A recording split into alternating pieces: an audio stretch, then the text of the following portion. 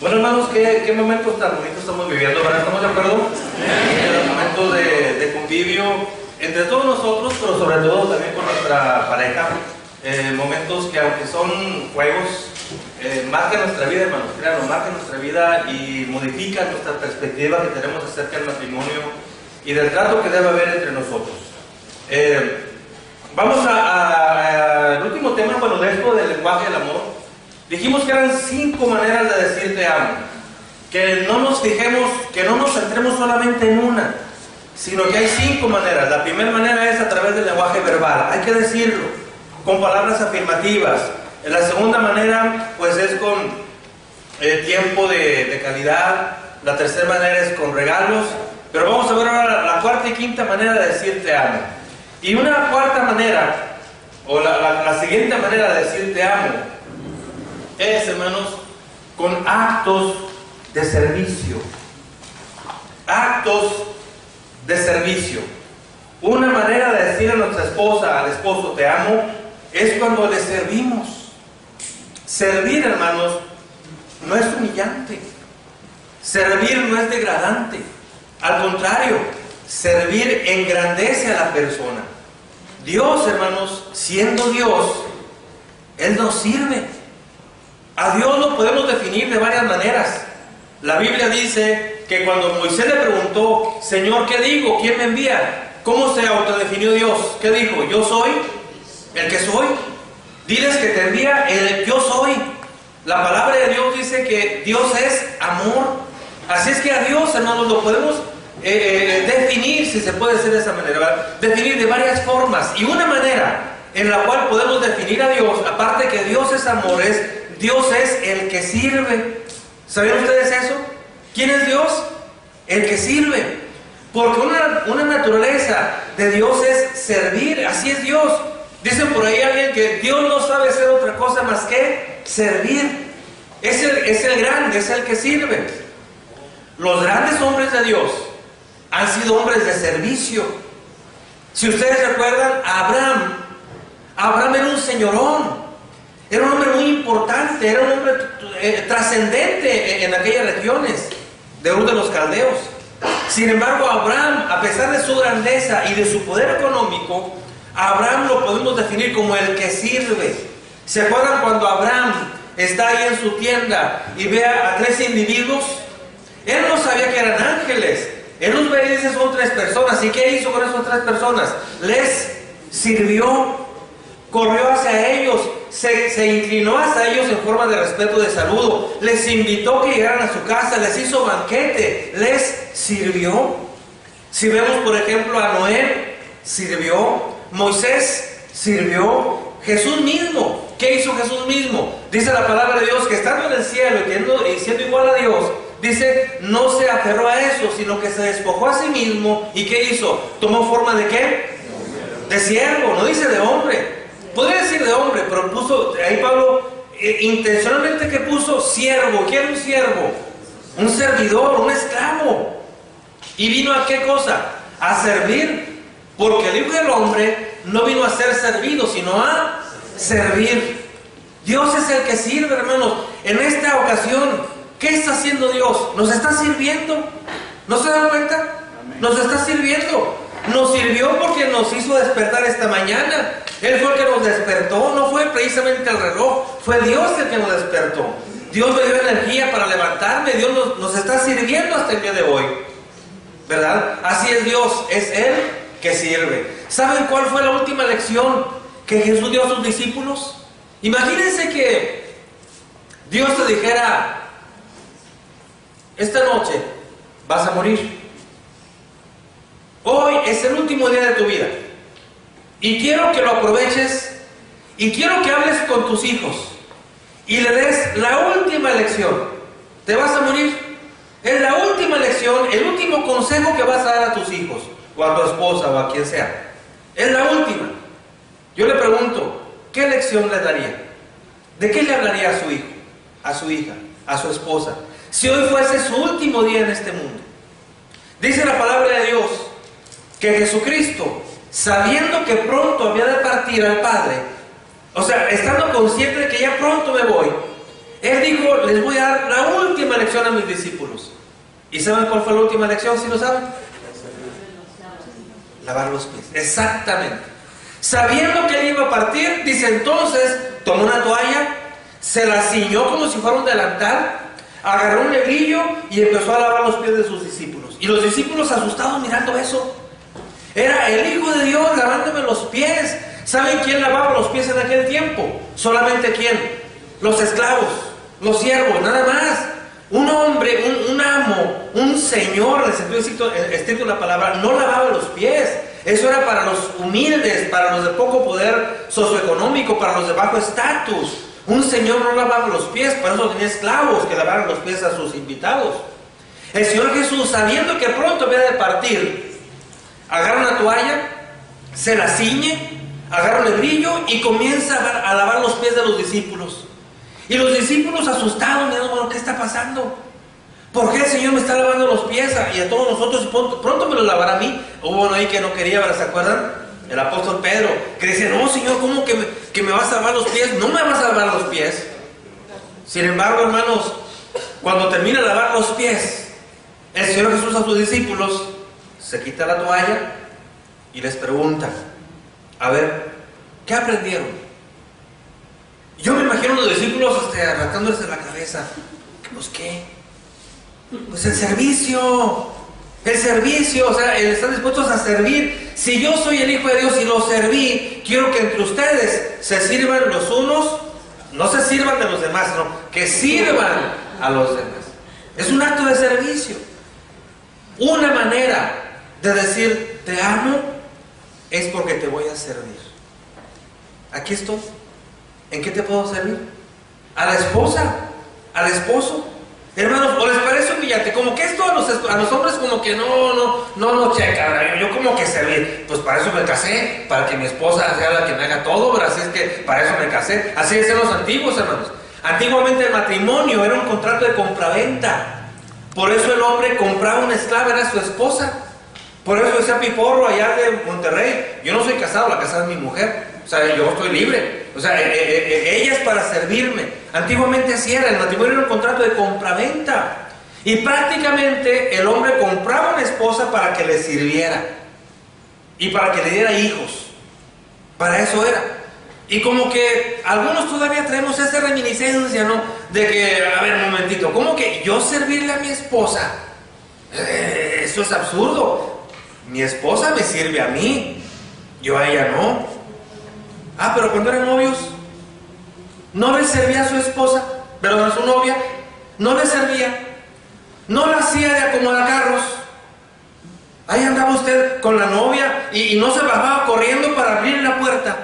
La hacía hasta de mesero, le abría la puerta a la novia, él cerraba la puerta, la llevaba de la mano, se iban a comer y se iban a sentar. ¿Qué hace usted? Le acomodaba la silla, él le estaba sirviendo. ¿Y sabe por qué le servía? Porque según usted amaba a su novia. Entonces hay que servirle. Una manera de decirle a la novia que la amamos es el servicio. Y le abríamos la puerta, le acomodábamos la silla. ¿Qué más hacíamos? Pues muchas cosas, ¿verdad? Hasta le queríamos servir de tapete. ¿O alguna vez no le pasó que llovió y estaba un charco grandote? Y no me diga que no. Hasta se quiso usted quitar la camisa o el saco y ponerlo ahí para que su esposa no se mojara sus lindos pies, pero la novia, ¿verdad? No se mojara sus lindos pies. Hasta usted se quería poner el tapete. O alguna vez, no, incluso hasta la quiso cargar. Hasta el cargador la quiso hacer.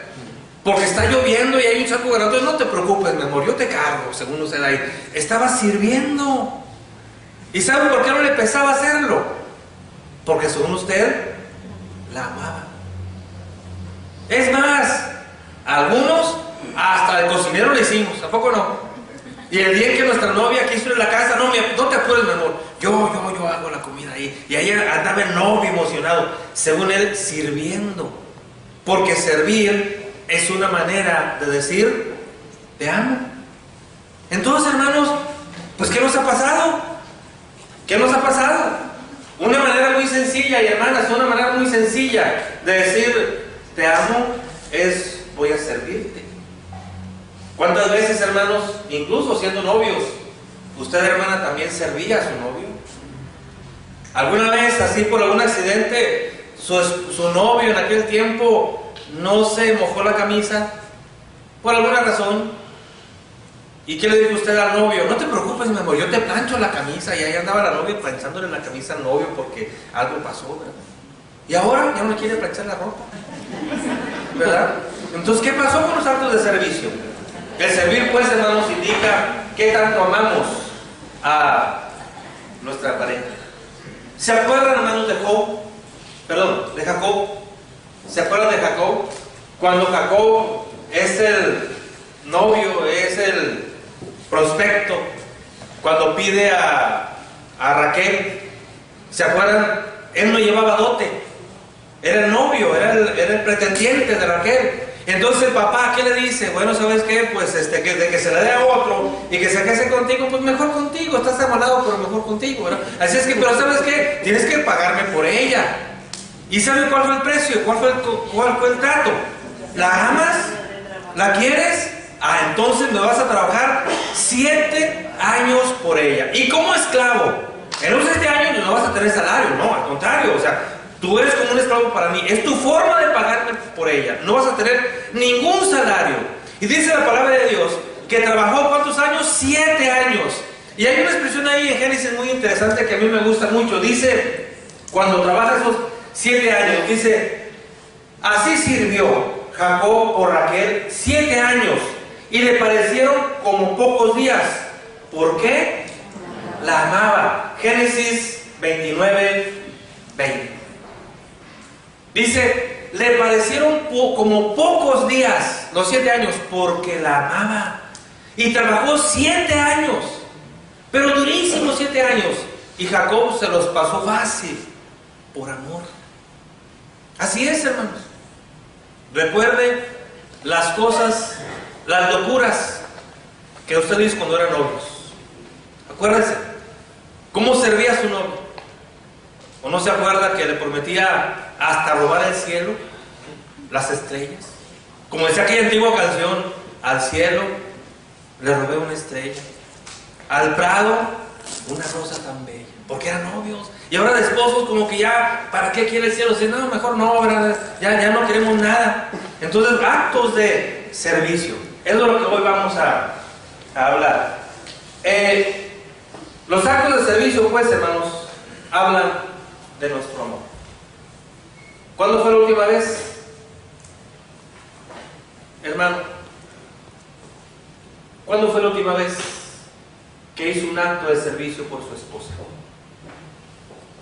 ¿Cuándo fue la última vez, hermana, que hizo un acto de servicio por su esposo? ¿Cuándo fue la última vez que usted dijo, bueno, pues yo sé que a mi esposo le gusta mucho el menudo, aunque se manche la camisa, ¿verdad? Pero le gusta mucho el menudo?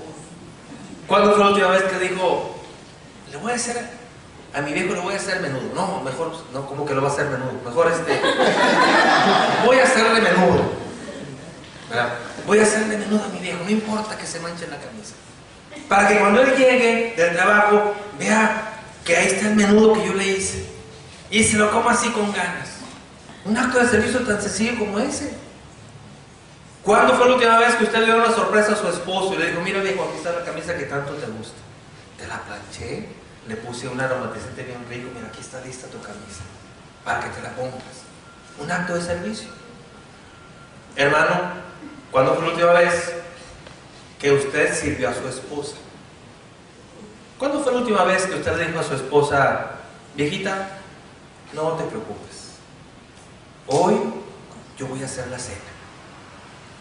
Mira, siéntate en la sala, aquí está la tele, está tu novela favorita, siéntate a verla. Es más, mira, ten tu vasito de coquita con hielos, tus galletitas, ponte a ver tu novela favorita, yo voy a hacer la cena. Ah, pero te aguantas, como me quedo, pero yo te voy a hacer la cena. Un acto de servicio. ¿Cuándo fue la última vez que usted le dijo a su esposa, viejita, no te preocupes, yo voy a lavar los platos?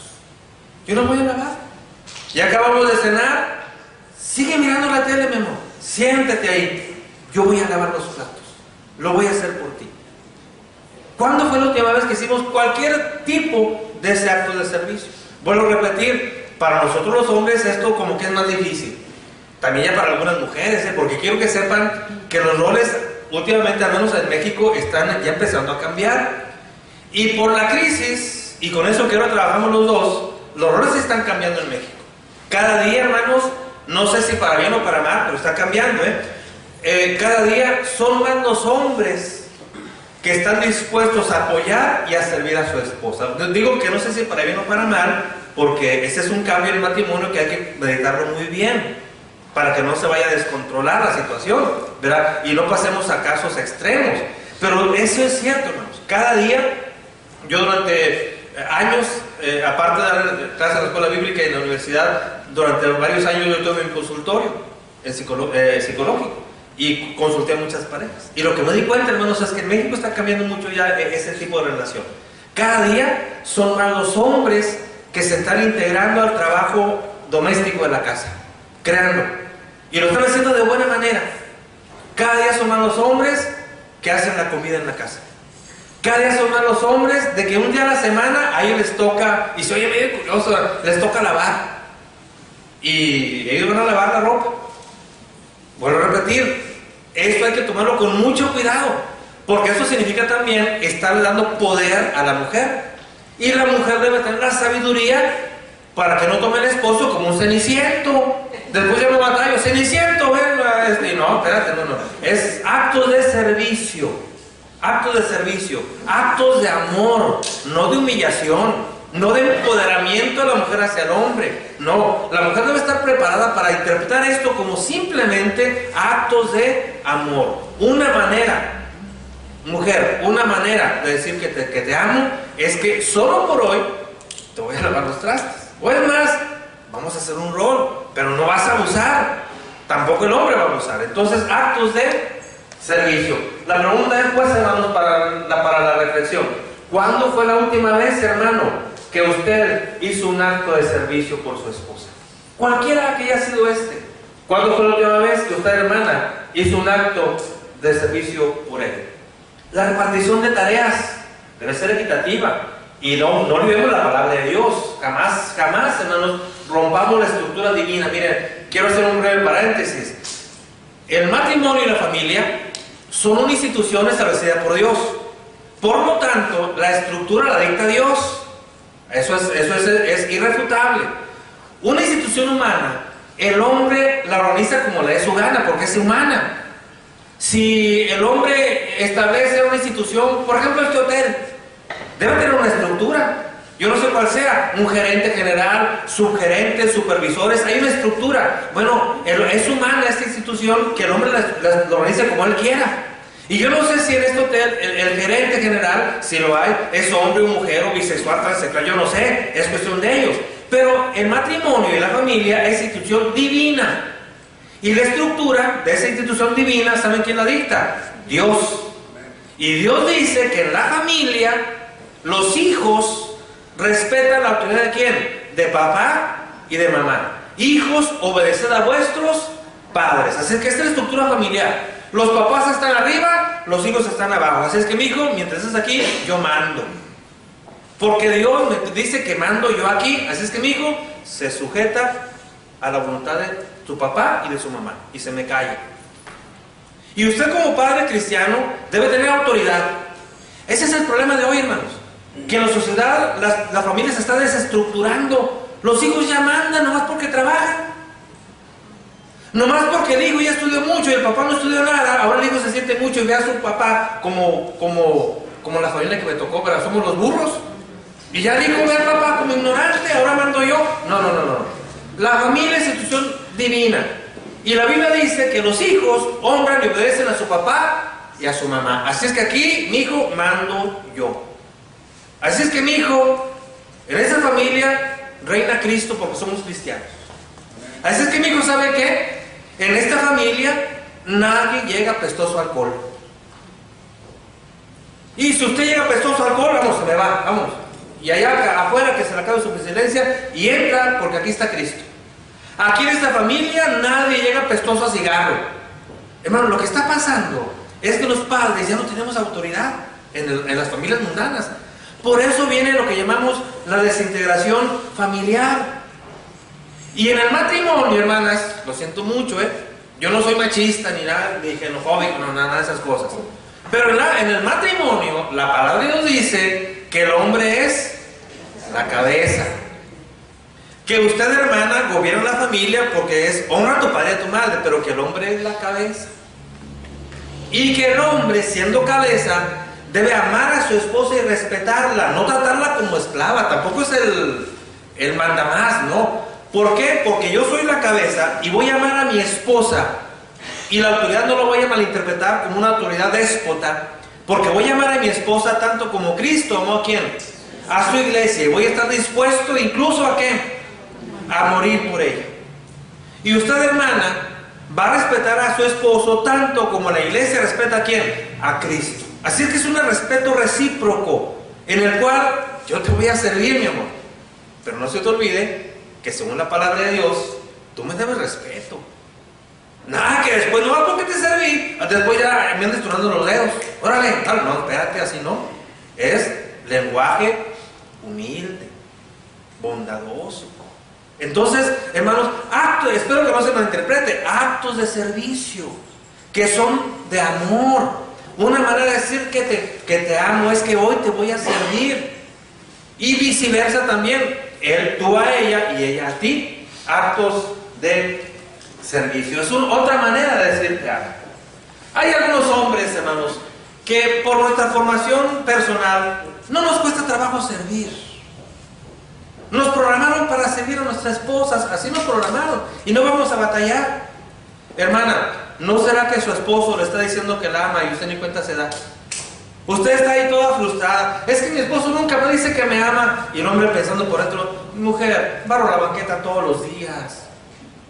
Es una manera de decirte que te amo. No te digo con palabras, viejita, mira, no te digo que te amo, pero mira, una vez a la semana yo hago la comida. No es una manera de decirte que te amo. Momentos que vivimos, momentos de calidad. No me dices que me amas. Oye, mujer, te acompaño cuando vas a la estética.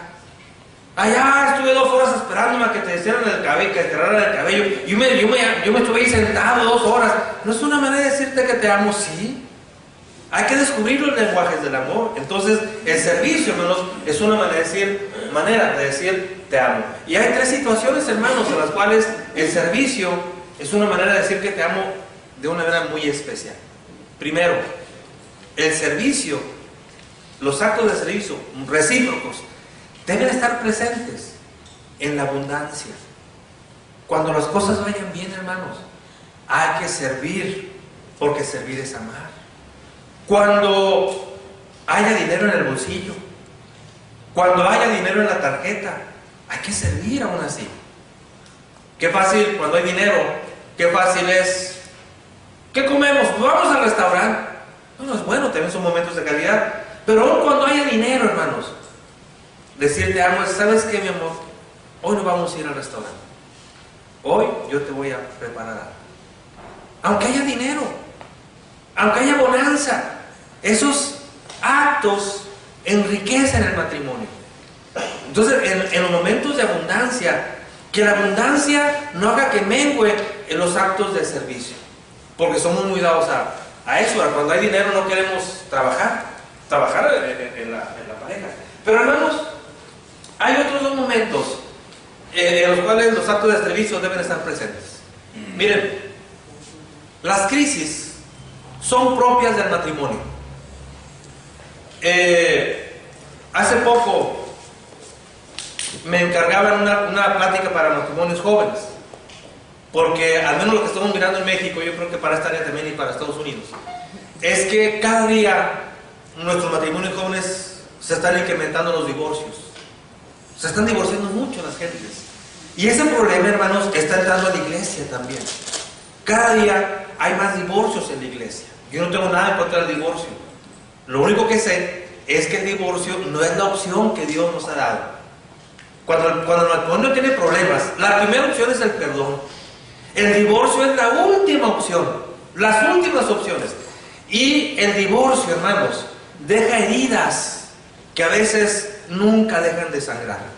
Miren, en mi experiencia personal, en consulta, con muchas parejas, yo hice la especialidad en terapia de pareja y de familia.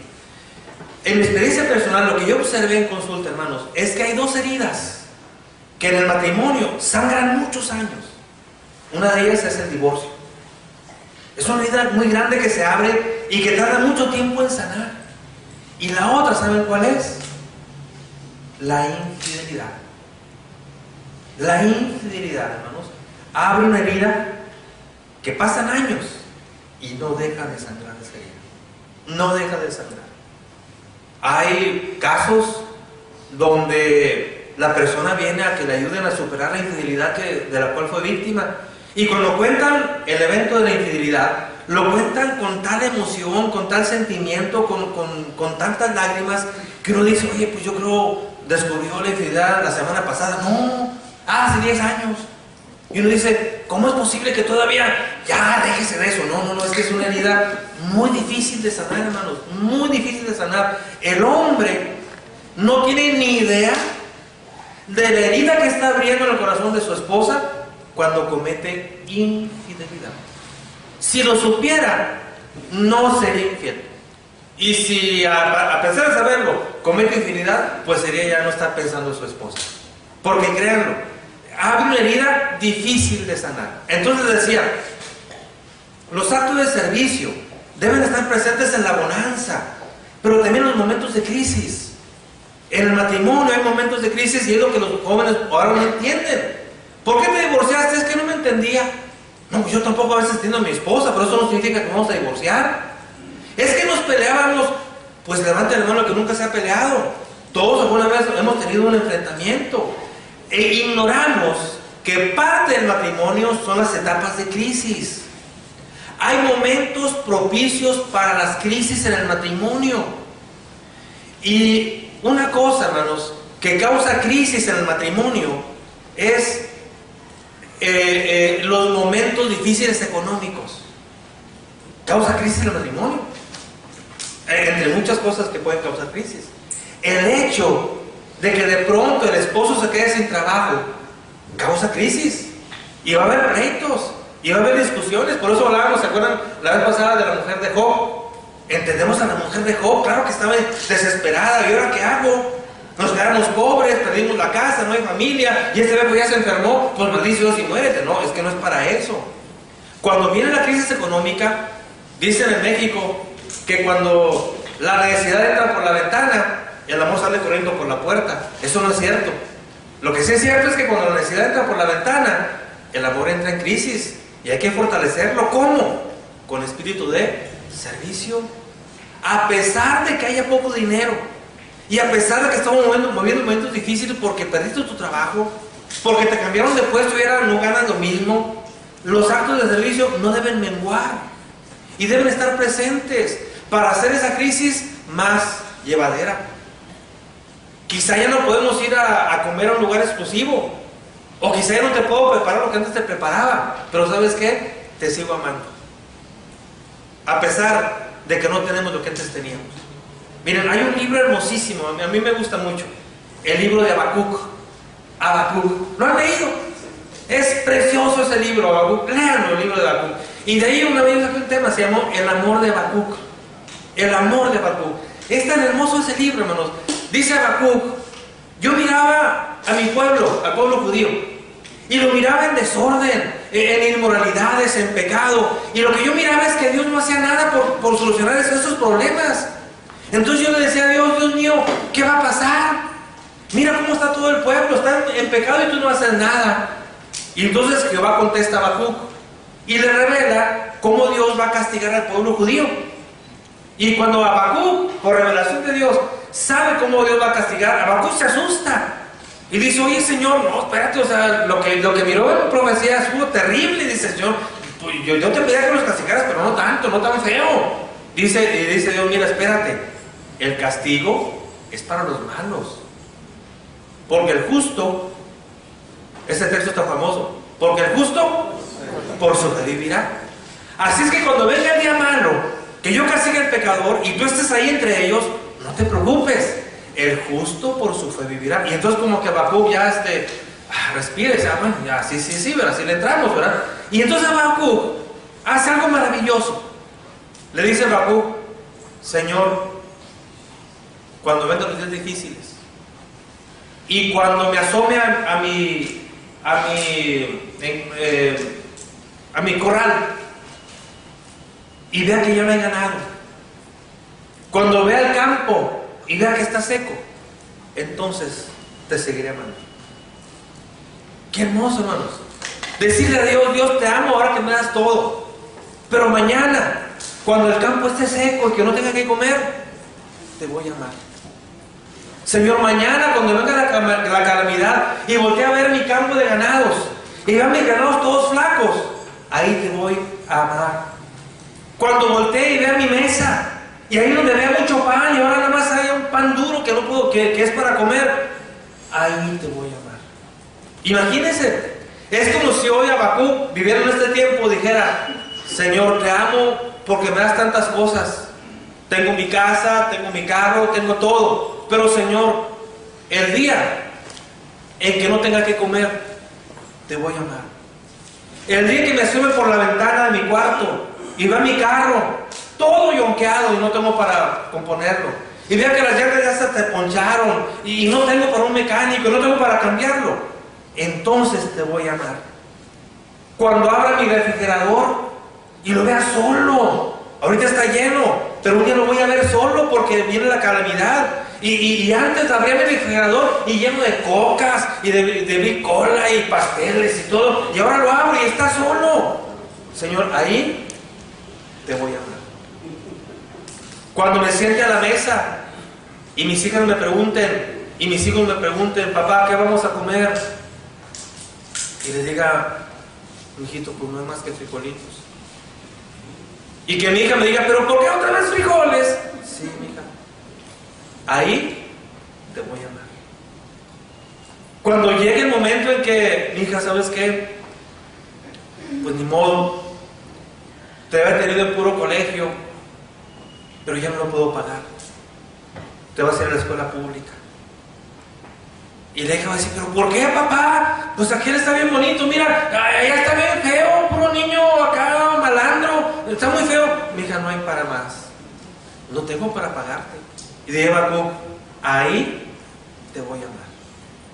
Hermanos, no nos prometimos, no nos preguntaron, o no nos preguntaron cuando usted hubo una ceremonia, ¿acepta a esta persona por esposa? ¿Acepta amarla en la abundancia, en la estrechez, en la salud y en la enfermedad? ¿Y usted qué dijo? Sí, acepto. Entonces es servir a su esposa a pesar que vengas crisis, cuando haya carencia económica, amarla y servirle. Cuando abra el refrigerador y el refrigerador ya está vacío porque no hay trabajo, ahí te voy a amar y te voy a servir. Y esa coca que está a la mitad nada más y no hay para más, mira, mi amor, no te preocupes, yo te la voy a servir, voy a hacer la de mesero. Y sé que al acabamos ese refresco y no hay para más, pero sabes que Dios prueba, te sigo amando en la adversidad económica. Créalo, cuando la necesidad entra por la ventana, el amor no sale corriendo por la puerta, eso no es cierto. Entra la crisis, pero el amor se puede fortalecer con pequeños actos de servicio. Te sigo amando y te sigo sirviendo. Mira, mi amor, estamos en crisis. Cuando tenemos dinero, te planchaba la ropa y quedaba aromática, porque comprábamos de ese suavitero, no sé cómo se llame, de ese que la ropa te quedaba esponjosita, así bien suavecita. Ahora ya no, mira, con puro jabón y quedó dura, pero sabes que te sigo amando y te lo voy a planchar. Y así, mira, bien planchadita, mira, te sigo amando y te la voy a hacer con más cariño que antes. Pero así, mira, así te la planché, aquí está. No está aromática, pero estoy para servirte y está bien planchadita. Media dura, pero planchadita. Actos de servicio a pesar de la crisis económica. Y la más difícil, hermanos, muchos no supimos ni lo que dijimos cuando nos casamos, pero ahí nos dijeron, en la salud y en la enfermedad. Las crisis más fuertes del matrimonio, ¿saben cuándo vienen? En la enfermedad. Y en la enfermedad, mi amor, aquí estoy para servirte. ¿A qué hora te tocan tus pastillitas? Yo te las doy, no te preocupes, no te levantes. Cuando no sabemos aprovechar esos momentos, hermanos, nos desesperamos. Pues tú ponte lista, a ver cuando tocan las pastillas, trágatelas tú, que a ver qué. Oye, no, espérate, es para servir. A ver, mi amor, dame la lista de pastillas, yo te las voy a dar. Es más, mira, te lo voy a poner en orden y cuando te toque yo te lo voy a recordar. Mi amor, aquí están tus pastillitas, te toca tomártelas. Actos de servicio. Si supieran cómo se enfría muchos matrimonios cuando alguien se enferma. Parece que no somos sensibles al dolor ajeno, menos al de nuestra esposa o al del esposo. Yo sé que la enfermedad mueve el matrimonio y lo desestructura todo, hermanos. A veces el matrimonio ya había avanzado mucho. El matrimonio ya había entrado a cierta época de paz, porque hay momentos propicios para la crisis. No hay tiempo para ver, pero hay momentos propicios para la crisis. Pero llega un momento dado en que superamos todo eso y como que entramos a un nivel de cierta estabilidad. Y como que al llegar a esa estabilidad, como que ya nos peleamos menos, ya averiguamos menos, ya nos empezamos a entender un poquito más. Y de pronto alguien se enferma, créanlo, todo se viene abajo. Como que nos regresamos al principio, a los pleitos, a las inconformidades, y por qué te enfermaste, la culpa la tiene tu mamá, igualita tu mamá, te enfermaste de lo mismo, y que es herencia familiar que ustedes tienen, y que la genética, y empezamos a pelear. Cuando podemos servir. Es difícil, hermanos. Yo no quiero que ustedes se enfermen, pero pues también como está la situación, hermanos, ¿quién está exento? Estamos comiendo tanto mugrero. Comida genéticamente alterada, con conservadores, comida artificial, y nos damos cuenta a veces, hermanos, uno se toma aquel refresco pensando que es jugo de naranja. ¿Cuál? Dice, engañosamente dice aquel refresco con sabor a naranja. No dice que es de naranja, dice con sabor a naranja. Entonces uno dice, es de naranja, y el día que uno se enferma por este refresco, uno va y nos demanda. Es que yo tomé mucho este refresco y aquí decía que era de naranja. No. Ahí dice sabor a naranja. Usted se la creyó, es un problema. Y ya. Han visto en México han visto esos polvos que venden en muchos supermercados, en farmacias. Los compra la mamá, ese Quick y otros alimentos de esos, ¿verdad? Y la mamá dice que le está dando a su bebito bebidas con plátano, con fresa, con chocolate. No, ahí dice con sabor a plátano, con sabor a fresa. Es más, ya ni son de chocolate, con sabor a chocolate, o sea, puro química. Así es que no estamos exentos, hermanos, no sabemos ni lo que estamos comiendo. Así es que en cualquier momento nos podemos enfermar y vamos a entrar en crisis. Y es importante el servicio. ¿Qué va a pasar el día en que uno de los dos se enferme? Y una de esas enfermedades crónicas, degenerativas y a largo plazo, ¿qué va a hacer? ¿Le va a decir te amo con actos de servicio? Hay que prepararnos. Miren, yo tengo, murió hace poco una prima mía. Ella era miembro de la iglesia, y no es porque fuera mi prima, pero era muy activa ahí en la congregación donde ella se reunía. Era un pueblito cerca de Torreón, Santo Tomás. Ahí se reunía ella. Ella era cristiana desde niña, o sea, era mayor que yo, entonces desde niño estábamos en la iglesia. Y ella era muy activa en la clase de mujeres. Un día, dando una clase de mujeres, se sintió mal y se enfermó. Y de ahí la sacaron y fueron al hospital y le dio una embolia cerebral. La mitad de su cerebro quedó dañado. Jamás se recuperó. Quedó totalmente paralítica. Totalmente paralítica. Y después de ser una hermana activa y dinámica, quedó paralítica. Totalmente paralítica. Nada más le quedó buena una parte de su cerebro. Quedó en la cama. No podía mover ni nada. Lo único que podía era hablar. Nada más. Imagínense. Su esposo es cristiano. Al principio tenemos la esperanza. Bueno, la familia a veces no quiere ver lo que es evidente. O sea, ella ya no se iba a recuperar. Pero uno a veces dice, pues a lo mejor sí, con terapias. No, es que el daño era tremendo en su cerebro. O sea, no se iba a recuperar. pero sobrevivió. Y duró así, hermanos, no les exagero, yo creo unos 15 años. 15 años en la cama, totalmente paralizada. No podía ni siquiera, o sea, su esposo tuvo que aprender a bañarla, a darle de comer, a asearla, o sea, a limpiarla en sus necesidades fisiológicas, todo. Es tremendo eso, hermanos. Una manera de decir te amo es, ¿sabes qué, mi amor? Aquí estoy, te voy a servir. Te voy a servir. Y luego, cuando ella despertó, porque quedó inconsciente un tiempo, unos días, cuando despierta, pues se da cuenta de su estado, que cuando empieza ya a ubicarse, al principio no se ubicaba, de pronto ya se empieza a ubicar, y se da cuenta cómo quedó. Y cambió mucho su carácter. Y aparte porque algo en su cerebro pues quedó mal y ya no dominaba su lengua, hermanos. Mi prima había sido una hermana en Cristo que daba clases y todo, y como parte de sus secuelas no dominaba su lengua, hermanos. Se hizo muy maldiciente. Y le decíamos a la congregación misma, decíamos, hermanas, tengan sobrellévela, ella no sabe lo que está diciendo, porque se hizo muy burlista, ella era muy seria. Y se hizo muy burlista y muy maldicienta. Entonces llegaban las hermanas y les dejaba maldiciones y las corría. Y con el tiempo también eso se le quitó porque se fue ubicando. Y al último aceptó pues, su situación tan difícil. Y ya toda esa etapa la pasó. Y pobre su esposo, lo regañaba y lo mandaba. Entonces, hace poco murió.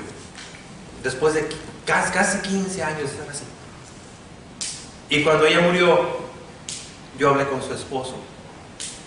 Y le dije, ¿sabes qué? Te admiro. Y ¿sabes qué? Pues gracias por lo que hiciste por mi prima. Porque en esos 15 años tú no la dejaste. Tú estuviste con ella. Porque no la abandonaste. Porque otro probablemente lo hubiera abandonado. Y tú no. Le hacía de comer, la bañaba, la cambiaba, la sobrellevaba, todo. Le dije, ¿sabes qué? ¿Qué más te puedo pedir?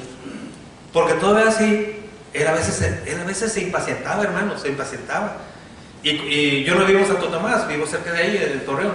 Y a veces cuando iba a la congregación, a veces había como cierta resentimiento contra él, de parte de algunos familiares, porque dicen, no, es que la otra vez regañó, se llamaba Marilena, se llamaba Argentina. Que lo vimos que regañó a Marilena y decía, pero es que cómo no se va a impacientar, o sea, entiéndanlo, tiene 15 años, hay momentos en que tiene que explotar, pero ¿saben qué? Nunca la dejó, siempre estuvo ahí. Y cuando murió, le decía, yo hablé con él, le decimos, Che, de afecto, Che, ¿sabes qué? Te admiro, gracias por lo que hiciste por mi prima. Otro lo hubiera abandonado, otro lo hubiera dejado, pero tú ahí estuviste y le serviste durante todo ese tiempo. Una manera de decir te amo es, mi amor, cuando vengan los momentos difíciles, cuando no haya que comer en la mesa, cuando el refri esté vacío, te voy a amar y te voy a servir. Y en ese momento, cuando no haya que comer, te voy a decir, mi amor, ¿qué quieres de comer? Pues qué, si no hay nada, pues nomás por decir que amo, hombre. Al tiempo, buena cara, hombre. O sea, hay un libro que se llama Macario. Y Macario es un personaje que se dedicaba a... Es un cuento costumbrista allá del sur de México, muy antiguo, muy bonito ese libro, es una novela. Y Macario era un leñador que se iba a la montaña y allá cortaba leña y hacía carbón, y el carbón bajaba y lo vendía en el pueblito, y de eso vivía, una vida muy pobre. Pues ¿cuánto ganaría por hacer carbón y venderlo? Y dice la historia, la novela, que él se metía a lo más profundo de la montaña y allá hacía leña y carbón, y yo ya lo traía y lo vendía. Y cada vez que bajaba al pueblito, todos los días bajaba a comer, venía bien cansado todos los días, ya regresaba tarde, y llegaba a su casa, y tenía muchos niños como Carlita, muchos niños, y lo recibía su esposa. Y la pregunta que siempre se me cae a su esposa es, vieja, ¿qué hay de comer? Y la respuesta siempre era la misma. Su coco con frijoles, su plato de frijoles, tortillas y un molcajete con mucho chile. Eso. Pero Macario siempre preguntaba, vieja, ¿qué hay de comer? Y la señora decía, ya, ¿para qué me preguntas? O sea, frijoles, tortillas y chile en molcajete, eso era todo. Pero bueno, la pregunta es válida. ¿Qué quieres que te haga de comer? Pues qué, pues no hay nada. Pues bueno, pues lo que haya, te voy a estar de comer. Actos de servicio en los momentos de crisis. Y cuando Macario llegaba y comía sus frijolitos, todos los niños se ponían alrededor, nomás mirándolo. Y estaban atentos, porque lo poquito que deje Macario en el plato, el niño más abusado se abalanza sobre el plato y se come lo que el papá dejó. Dice la historia que a veces Macario, al ver a sus hijos ahí atentos a ver si dejaba frijoles en el plato, a propósito se aguantaba el hambre y dejaba poquitos frijoles en el plato para que sus hijos pudieran comer un poquito más. El sueño de Macario, ¿saben cuál era? A propósito de la dinámica, la esposa lo sabía. El sueño de Macario era que un día él pudiese comer un pavo, pero él solito, o sea, no compartirlo ni con la esposa ni con los hijos, para mí solito, o sea, para mí solito. Y la esposa sabía que su sueño era comer un pavo. Y su esposa un día fue juntando dinero y compró un guajolote, un pavo, se lo preparó y un día le dio la sorpresa. Llega Macario y ¿qué hay de comer, vieja? Tu pavo. ¿Cómo que el pavo? Tu pavo aquí está, ándale. Antes que lleguen los niños, corre y vete a la persona y cómetelo tú solo. Y el Macario agarra su pavo y va corriendo y a comérselo solo. Ese era su sueño, ¿verdad? Y ya sigue la historia, es muy bonita la historia. Algún día lo pueden... hay una película, la hizo López Tarso allá cuando era blanco y negro. López Tarso estaba un jovencito, ahora ya estaba grande. Entonces, los sueños, el servicio. Así es que, hermanos, los actos de servicio indican que te amas. Tenemos que prepararnos como Habacuc. Señor, en la abundancia te amo, pero cuando venga el estrés, yo te voy a amar. Cuando esté enfermo, cuando no haya que comer, ahí te voy a servir. Hermanos, tenemos que prepararnos. Actos de servicio. Así es que Dios les bendiga, hermanos, y que ojalá que nunca pasemos momentos tan difíciles, pero la vida es impredecible. Actos de servicios. Y lo más difícil es cuando viene la enfermedad. El matrimonio entra en crisis. Y por último, otra manera de decir te amo, aparte de los actos de servicio, es el toque físico. Algo que parece tan sencillo, el simple contacto físico. ¿Sabía usted que los seres humanos fuimos hechos por Dios para que nos tocaran?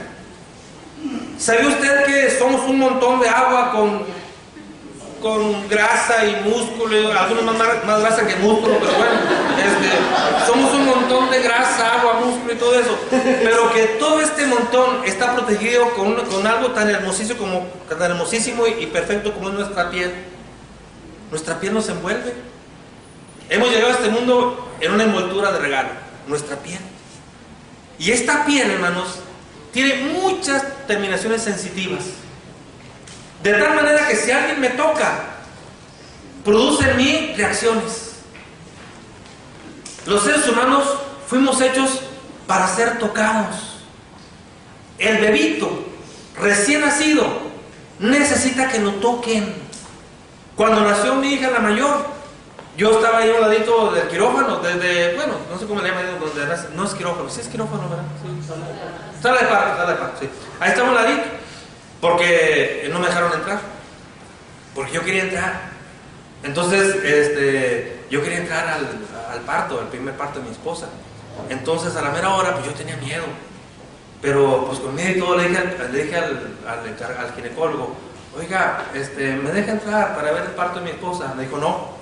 Dije, bueno, no. Entonces, no puede entrar. Le digo, no, porque usted no se preparó.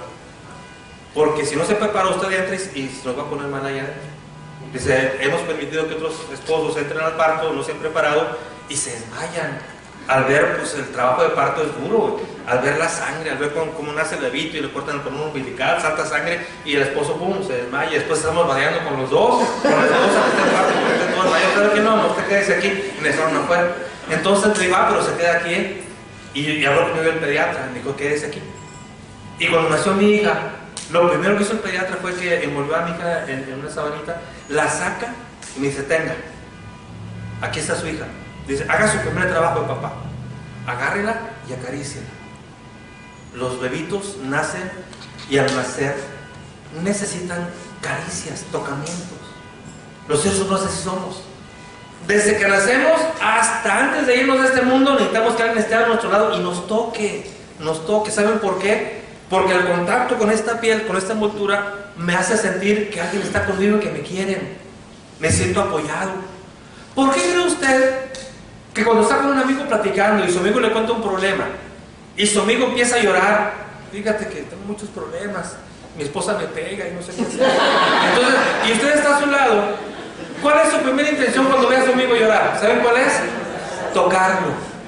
Tocarle su hombro. ¿Y saben por qué lo queremos tocar? Porque al tocarlo le pasamos amor, afecto, comprensión. El tocamiento es algo maravilloso. Y esto es algo que quizá lo tenemos solamente los seres humanos. ¿O ha visto usted alguna vez a un gatito consolando a la gatita? No te preocupes, poniéndole así la palmita de, ¿verdad que no? O un perrito consolando a su compañero, ¿verdad? Que le dieron un susto ahí en la carretera y luego que el otro compañero ve, no te preocupes, tocando a su compañero. No, es algo, aunque también se acercan a veces, sí, ¿verdad? Sí, pero no como nosotros, que es algo consciente. Ven para acá, no te preocupes. El tocamiento, hermanos, es algo muy importante en nuestra vida.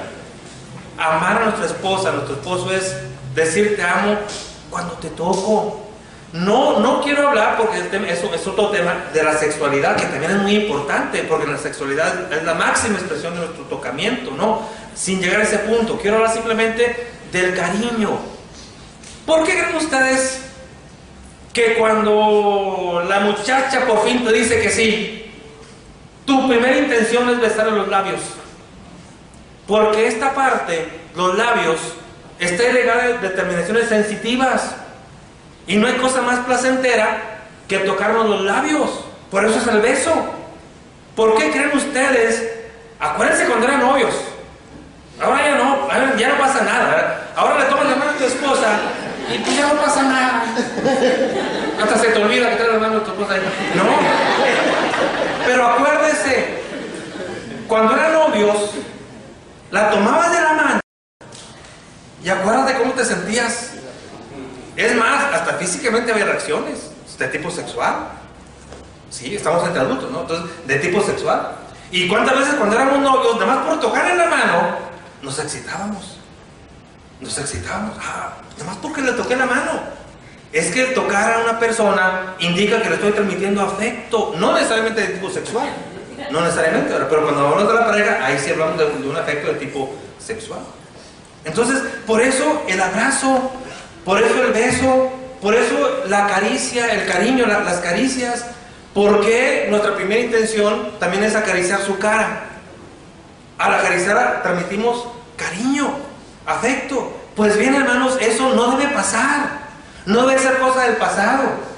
Obviamente, hermanos, el entorno cambia y como que el tocamiento como que pierde cierta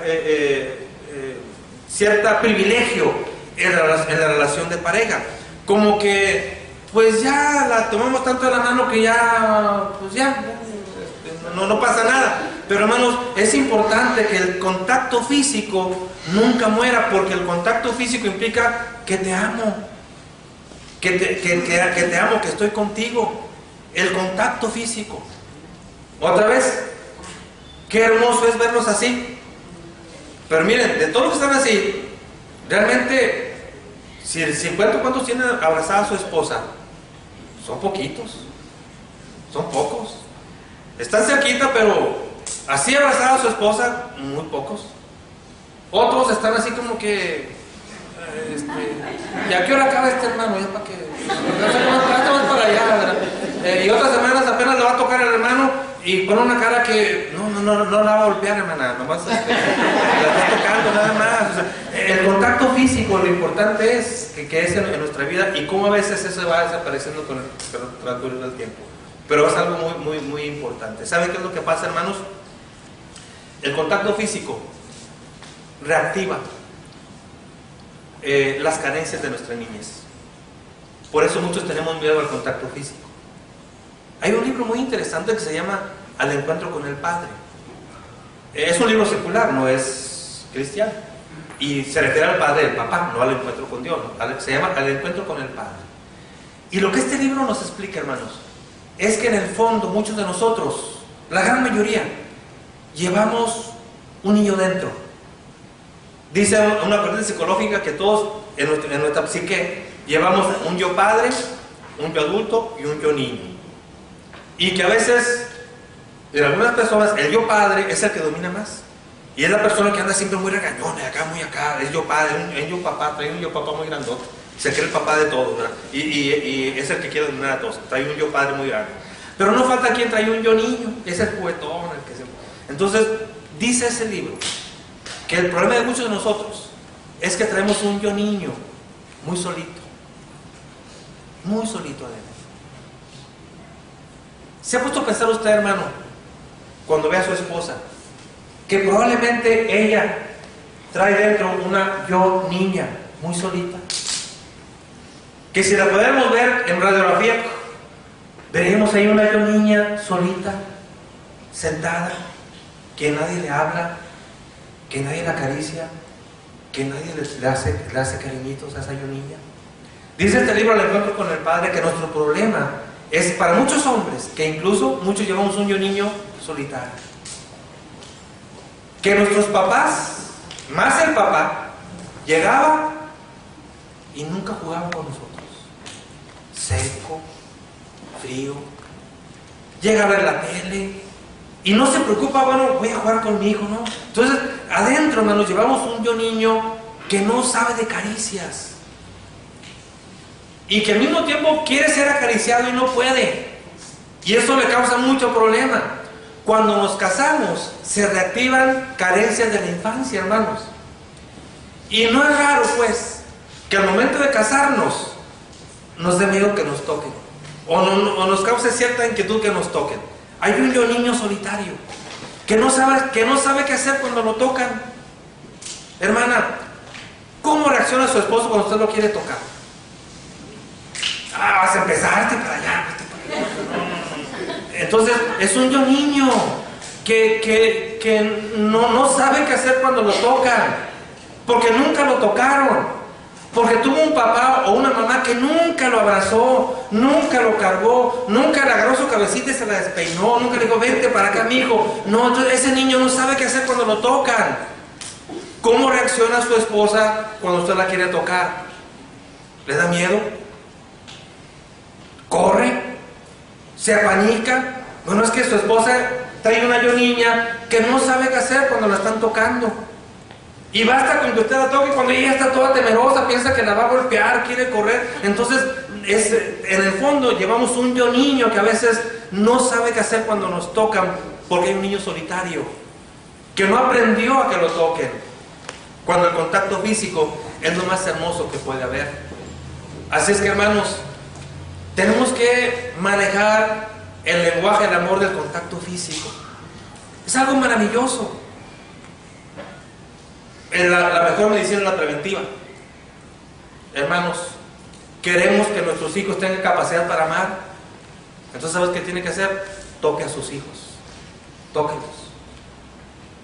Cuando su hijo se acerque, abrácelo. Cuando su hija se acerque, abrácela. Si no, después tenemos problemas. Y no quiero que me toquen. ¿Y cuánto problema de tipo sexual en las parejas viene desde ahí? Que no hayamos que hacer con el tocamiento y nos da vergüenza, nos da pena, nos da coraje y no sabemos qué hacer, y eso afecta toda nuestra vida sexual,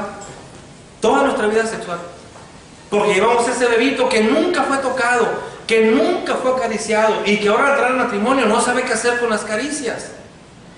O bien tenemos el problema de que aquella muchachita que no sabe qué hacer con las caricias entra a la adolescencia y apenas se encuentra el primer novio que la tocó, se emocionó y ya se embarazó y ahora se casó y todavía ni tiene proyecto de vida, ya está casada. Pero mija, ¿por qué te vas a casar? Pues es que ya tengo que casarme, ¿verdad? Entonces se va a casar. Oye, pero ¿qué fue lo que pasó? Pues es que estabas ansiosa de cariño, ansiosa de que alguien la tocara, porque en su casa nadie nunca la tocó, papá nunca la abrazó, nunca la acarició, nunca le dio un beso. Por lo tanto llega la adolescencia y ese miedo, esas ansias de cariño no las puede controlar, y al primer greñudo que pase por ahí, que la toque, ella se emociona y ya se quiere casar y se casa. Claro, después va a tener el mismo problema, de novia ansiosa por cariño, se casa y ya no quiere que la toquen. Oye, pero ya te casaste, pero es que salió huyendo de su casa por la ansiedad por cariño, por el tocamiento. Hermanos, sensibilicémonos también a esta parte del lenguaje del amor. Yo no sé, hermanos, por qué, pero siempre me imagino que cuando Jesús está hablando con la mujer samaritana, yo me imagino que la tocó. Cuando está hablando, cuando le dice, mujer, ve por tu esposo. No tengo. Yo me imagino que en ese momento la mujer empieza a llorar y dice, Señor, es que es mi problema, es que siempre me pisotean, siempre se han burlado de mí, se casaron y me repudiaron, y con el que estoy casado, con el que vivo ahora, ya no lo quiero, no es mi marido, yo nomás estoy arrejuntada con él. Y yo me imagino que en ese momento la mujer empieza a llorar, y yo no sé por qué me imagino que el Señor Jesús le toca su hombro. Y al tocarla, le transmite afecto, cariño. ¿Se acuerdan ustedes que le traían al Señor Jesús a los niños? ¿Para qué? Para que los tocara. Para que los tocara. Los judíos también creían eso, que un maestro cuando tocaba a un niño le transmitía algo, afecto, algo le transmitía, y le llevaban a Jesús a los niños, dice la palabra de Dios, para que los tocara. Y entonces los discípulos dicen, oye, de que échenos para allá, estos muchachitos están latosos, hiperactivos, ahí están nomás molestando al Señor Jesús. Y ¿qué dice Jesús? Déjenlos. Y dice la palabra de Dios que Él los tocaba y los bendecía. Tocar a nuestra esposa, a nuestro esposo, es algo saludable, es terapéutico, hermanos. ¿Sabían ustedes que hay incluso alteraciones emocionales que se diluyen cuando usted pueda tocar a su esposa? El tocar a una persona es terapéutico. ¿Sí lo sabía? Porque les transmite afecto.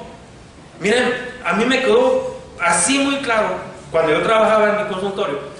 En algunas ocasiones tuve que trabajar con niños.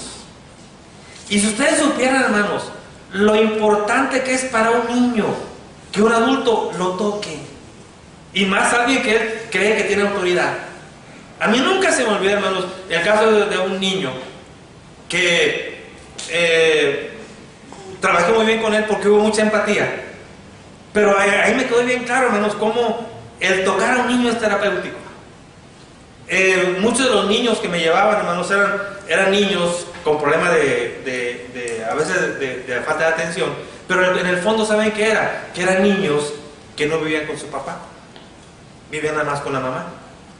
Y cuando yo empezaba a trabajar con ellos, como que ellos me miraban a mí como si yo fuera el papá, porque yo jugaba con ellos. Una manera de trabajar con un niño es a través del juego. Yo no puedo trabajar con un niño si me lo llevan como si fuera un adulto. Yo no puedo estar ahí con el niño, a ver, hijo, siéntate, a ver, vamos a platicar, a ver, dime cómo, no, así no me va a decir nada. No, entonces era jugando. Entonces yo tenía ahí unos jueguitos, me ponía a jugar con él, y así sin querer queriendo, cuando jugábamos, a veces le decía, a ver, venga la mano, campeón, y le ponía la mano, y él me daba la mano. Nada más con eso, decirle campeón y tomarle su mano, ese contacto físico, créanlo, empezaba a estar el niño. Porque el niño lo que necesita es que un adulto, un hombre, lo toque.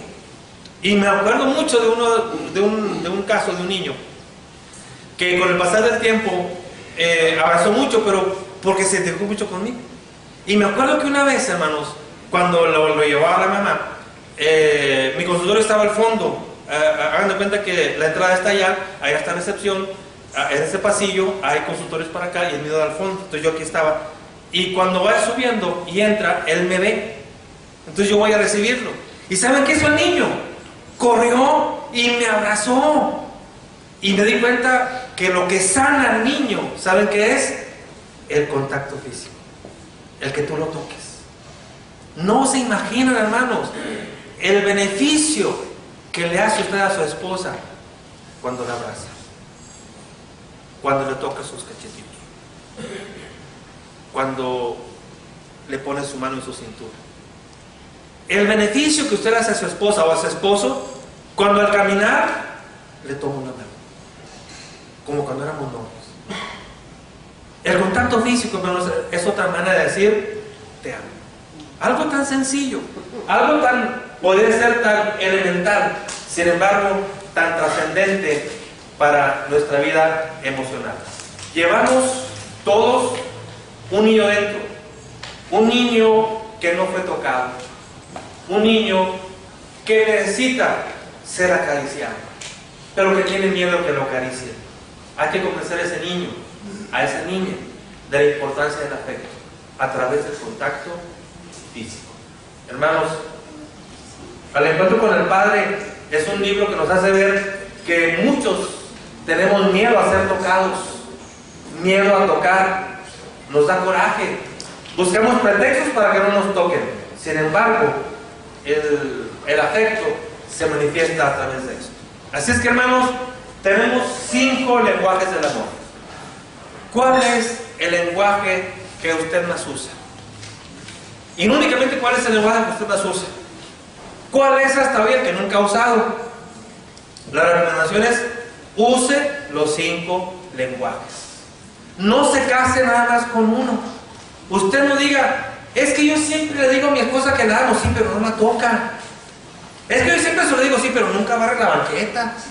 Es que siempre lo digo, sí, pero nunca hace un acto de servicio. ¿Sí me explico? O sea, lo ideal es que podamos fluir entre los 5 tipos de lenguaje del amor. Que no nos casemos con uno. Que tengamos esa capacidad, esa sabiduría para poder equilibrar y poder decirle a mi esposa o a su esposo: mi amor, te amo. Y lo voy a decir de 5 maneras. Y hasta hay que apuntarle. Usted examínese a sí mismo y ponga en orden prioritario. Diga usted: bueno, en primer lugar voy a poner el que hasta hoy he usado más. En segundo lugar, el que he usado menos. Y al último voy a poner el que casi nunca he usado o el que nunca he usado. ¿Y sabe qué? Haga una lista de los 5, póngalos en orden según usted, su prioridad, y haga el propósito: voy a demostrarle a mi esposa o a mi esposo mi amor en los 5 lenguajes. Y voy a dosificar. Voy a dosificar para poder yo fluir libremente entre los 5 formas de decir te amo. Para que en la variedad encontremos el placer de ser esposos. Hermanos, hasta aquí terminamos con el tema de los 5 lenguajes del amor.